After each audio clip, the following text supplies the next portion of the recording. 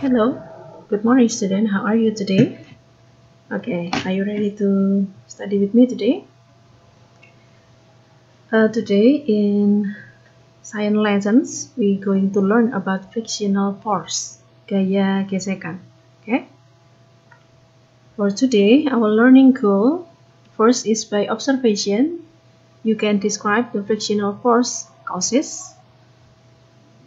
And then the second, by observation, you can find the examples of frictional force in daily life. And then the third, by observation, you can determine the direction of frictional force. Oke, anak-anak, jadi hari ini kita akan melanjutkan materi kita masih dengan gaya, tetapi hari ini kita akan belajar tentang gaya gesekan. Hari ini dari video yang akan disampaikan oleh beliau berharap kamu bisa menemukan apa penyebab gaya gesekan, lalu dapat menyebutkan beberapa contoh gaya gesekan yang kamu bisa temukan dalam kehidupanmu sehari-hari dan menentukan arah gaya gesekan tersebut. Oke. Dari percobaan yang sudah kamu lakukan pada pertemuan sebelumnya dan sudah dijelaskan Bulia juga tentang gaya gravitasi, bahwa gaya gravitasi itu bekerja pada semua benda tanpa terkecuali yang ada di permukaan bumi. Nah, ketika benda terlepas, maka benda akan ditarik oleh bumi ke arah pusat bumi dengan kecepatan yang sama persis. Itu terjadi ketika kamu melepaskan kerikil besar dan kecil bersama-sama. Ya, jadi mereka akan jatuh bersamaan karena dijatuhkan dari ketinggian yang sama secara bersama-sama. Tapi itu tidak terjadi ketika kamu menggunakan dua benda yang beratnya sama, yaitu kertas yang sama tetapi yang satu diremas dan yang satu masih dalam bentuk lembaran. Nah, mengapa hal itu bisa terjadi? Oke, untuk menjelaskan itu, silakan perhatikan gambar yang Bulia sajikan. Nah, kegiatan apakah ini anak-anak?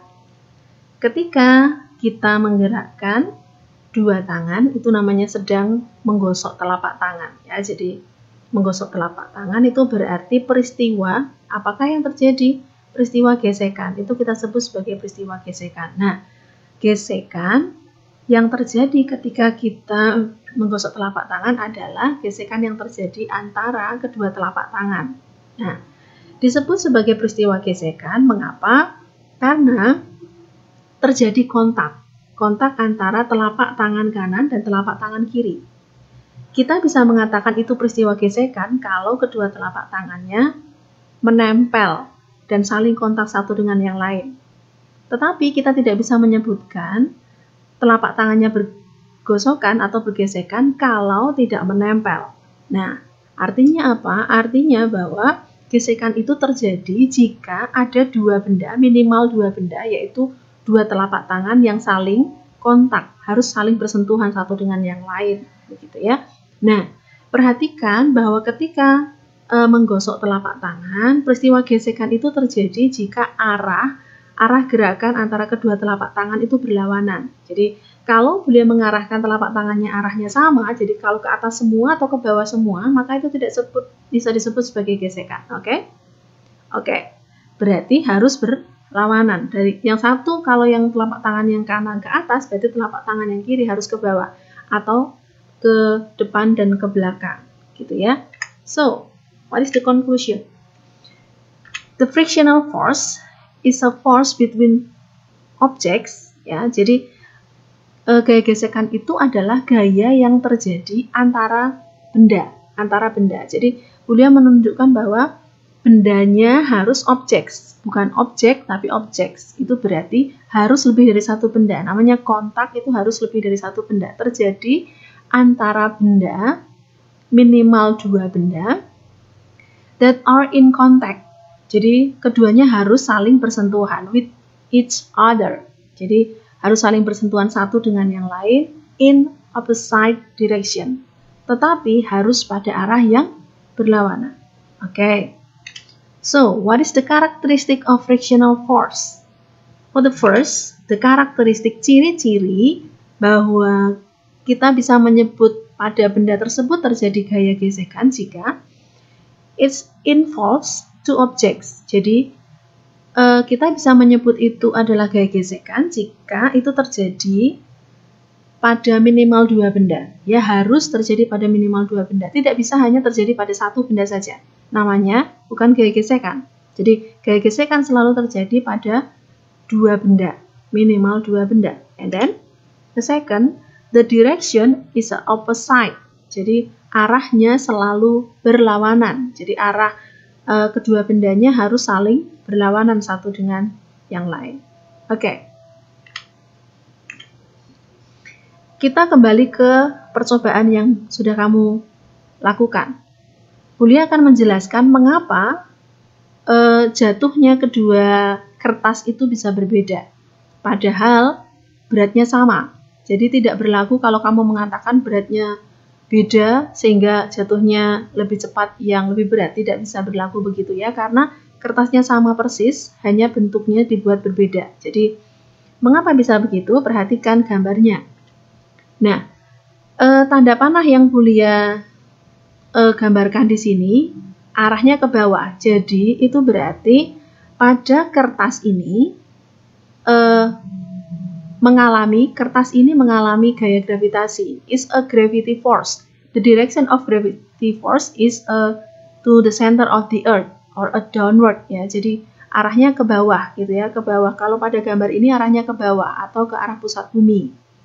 Nah, besarnya gaya gravitasi yang dialami oleh kertas lembaran ini dan kertas yang diremas sama-sama ya, sama besarnya. Tapi bedanya adalah there are air frictional force here. Jadi ada gaya gesekan udara di situ. Karena ketika kita melakukan percobaan di sekitar ruangan tersebut ada udaranya. Jadi kertasnya mengalami gaya gesekan yang dikerjakan oleh angin. Oh, berarti gaya gesekannya harus terjadi antara dua benda, Bulia. Berarti antara apa dengan apakah ini? Berarti terjadinya antara kertas ini dengan apa? Ini kan air frictional force. Berarti terjadi antara kertas dengan udara yang dilaluinya. Oh, berarti kita bisa menyebutkan atau menganggap udara juga sebagai benda. Boleh, karena memang termasuk benda. Ya, jadi terjadi gesekan antara kertas dengan udara. Sehingga kamu perhatikan, the direction is opposite. Jadi arah gesekannya selalu berlawanan. Nah, gayanya berlawanan dengan gaya gravitasi. Kalau gravitasi nariknya ke bawah, sementara gesekan udaranya justru melawan. Jadi arahnya ke atas. Karena ini bentuknya lembaran, maka bagian kertas yang terkena udara jauh lebih luas, lebih banyak. Ya, karena permukaannya lebih lebar. Nah, sekarang perhatikan untuk yang kertas yang diremas. Sama, mengalami gaya gravitasi yang sama besar. Arahnya sama ke bawah juga.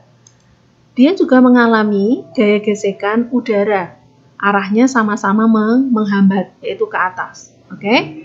Nah, tetapi karena ini permukaannya lebih kecil, maka bagian kertas yang sudah diremas ini akan mengalami gaya gesekan udara yang jauh lebih sedikit dibandingkan dengan yang masih berbentuk lembaran. Sehingga kalau besar gaya yang narik ke bawah sama besarnya, tetapi yang nahan lebih banyak yang ini, berarti yang akan turun lebih lambat adalah yang mendapatkan gaya hambat lebih besar. Maka hasilnya ketika jatuh adalah, nah, kertas yang diremas akan tiba di lantai lebih dulu karena gaya hambat udaranya jauh lebih kecil karena permukaannya lebih kecil dibandingkan dengan yang lembaran. Gaya penghambatnya atau gaya gesekannya jauh lebih besar. Oke? Oke, it means that, itu berarti bahwa friction always resists object motion. Artinya bahwa kalau Bulia menyebutkan tadi salah satu karakteristik dari gaya gesekan adalah melawan arah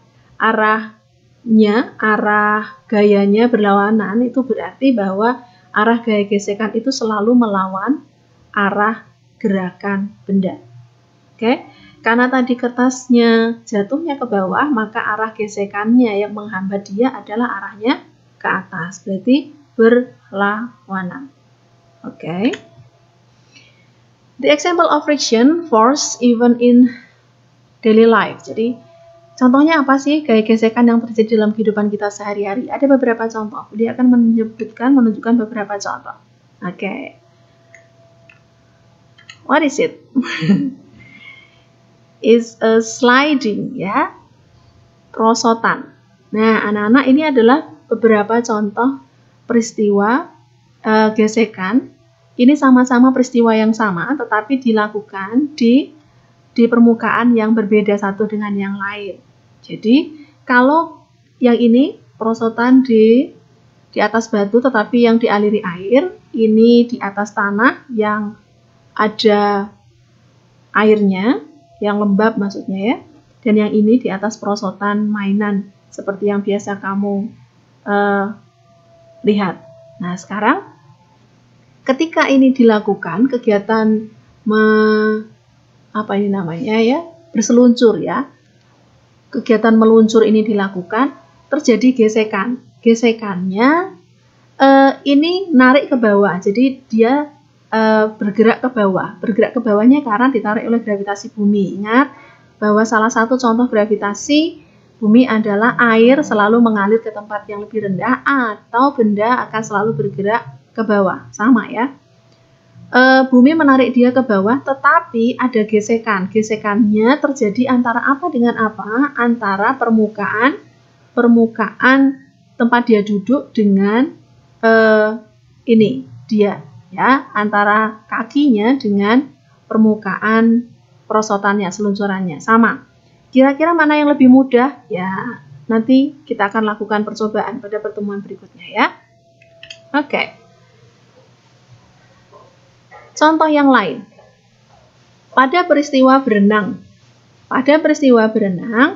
terjadi gesekan antara apa dengan apa? Perhatikan, ketika kamu berenang, maka kalau kamu ingin maju ke depan, kamu akan mengayunkan tangannya untuk ke depan dan mendorong airnya ke belakang. Mengapa harus begitu?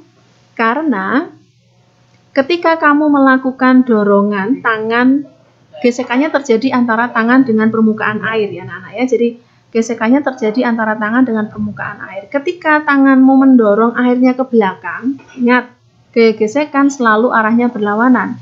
Terjadi gesekan, yaitu air mendorong kamu ke arah depan. Karena tanganmu mendorong air ke arah belakang, maka air akan mendorong tanganmu ke arah depan. Maka kamu bisa bergerak maju ke depan. Meskipun kamu dorongnya ke belakang, tapi kamu bisa maju ke depan.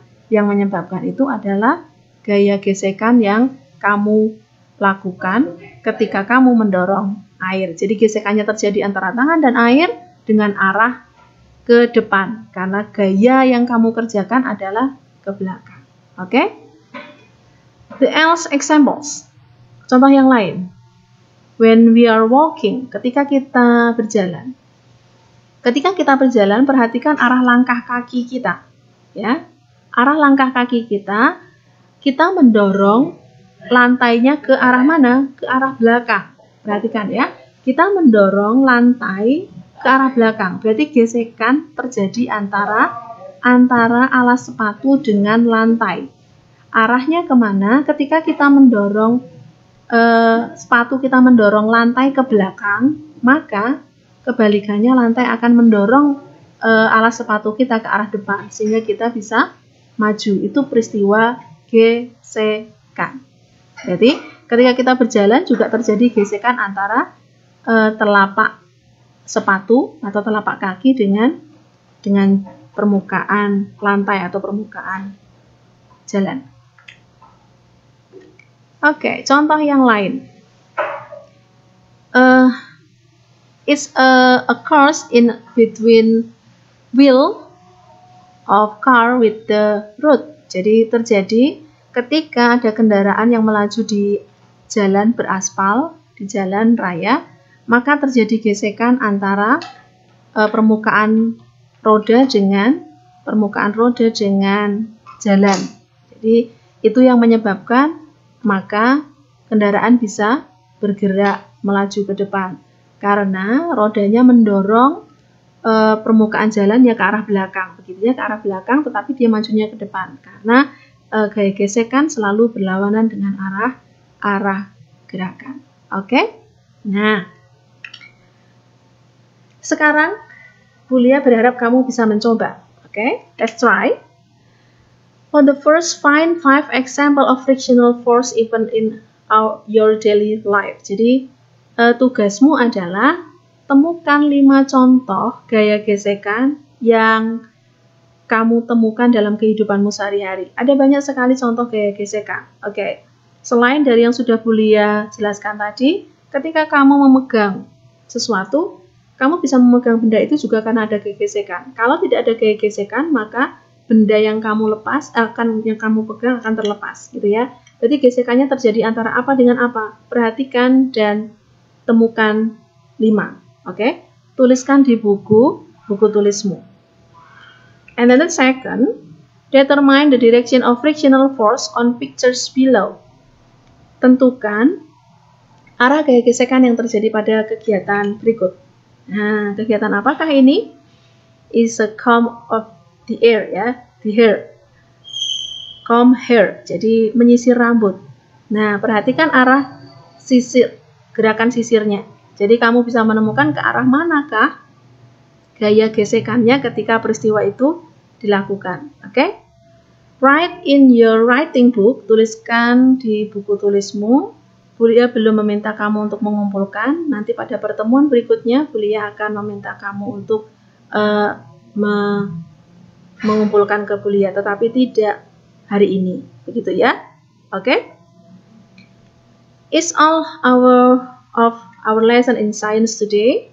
Jadi kita bisa menyimpulkan bahwa gaya gesekan itu terjadi antara dua benda dengan arah yang berlawanan, ya, dengan arah yang berlawanan. Minimal terjadi antara dua benda yang saling kontak dan dengan arah yang berlawanan. Oke? Thank you for your attention. Oke, keep on fire, keep healthy.